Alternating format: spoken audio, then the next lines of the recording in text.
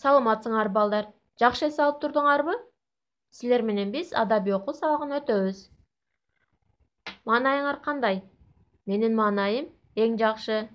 Силер да үй бүлө мүчөлөрүңөр менен биргеликте жылмайып, жагымдуу маанай түзгүлө.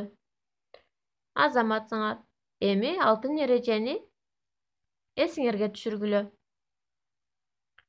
Өткөн сабакта биз силер менен кайсы теманы өткөнбүз? Жеринченин баласы. Мурунку өткөн заманда ким жашаган экен балдар? Жеринче чечен деген киши жашаптыр, а? Жаныбек хан кимдерге каршы урушту? Калмактарга каршы урушуптур, а? Азаматсыңар.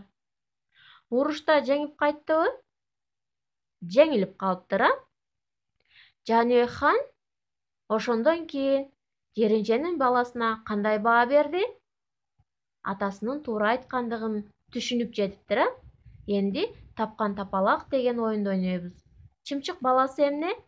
Балапан. Алысты жакын кылуучу жандык бул ат. Кечинде үйдү жарыткан эмне? Лампочка.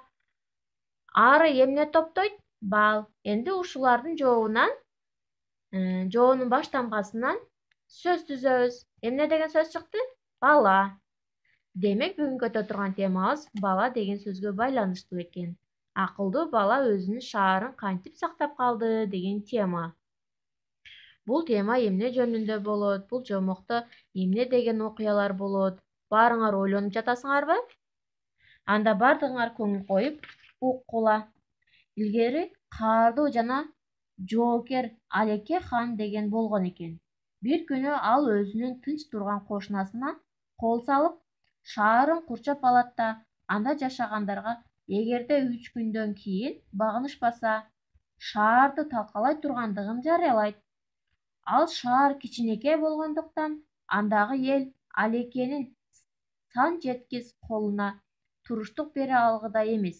Шаарда туруучулар курчоодон чыгып кете алышкан жок. Алар да кечирим сурап, душманга багынып берүүдөн башка айла калган жок.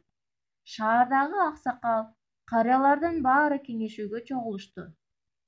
Салт боюнча элчиликке жашы улуу жана кадырлуу кишини жиберүү керек эле.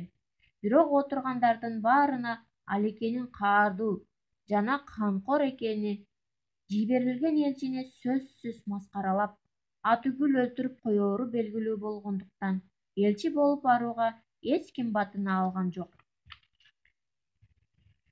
Күтпөгөн жерден аксакал карыялардын кеңешине бир жаш бала келип калып, Алекеге мен барып сүйлөшөм.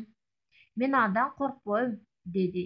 Аксакал карыялары баарыны акылсыз дешип, аксакал карыялар баланы акылсыз дешип, жанынан кетүүгө буйрушту.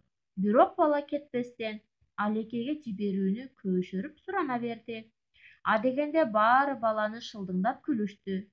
Көпкө чейин талашып тартышып, акыры баланы жиберүүгө макул болушту. Бала уруксат алгандан кийин өзүнө эң чоң төө, андан абдан карыган бир теке берүүнү суранышты. Ушинтип биринчи бөлүгүбүз бүттү. Эми бардыгыңар китебиңерди ачкыла, 137-бетти ачып, китептен ар кимиң өз алдыңарча окугула.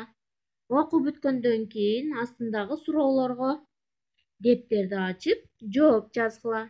Дептерге жазганда шашпастан, эң сулуу, таза кылып жазгыла. Макулбу балдар? Суроолорго жоопту жазып бүткөндөн кийин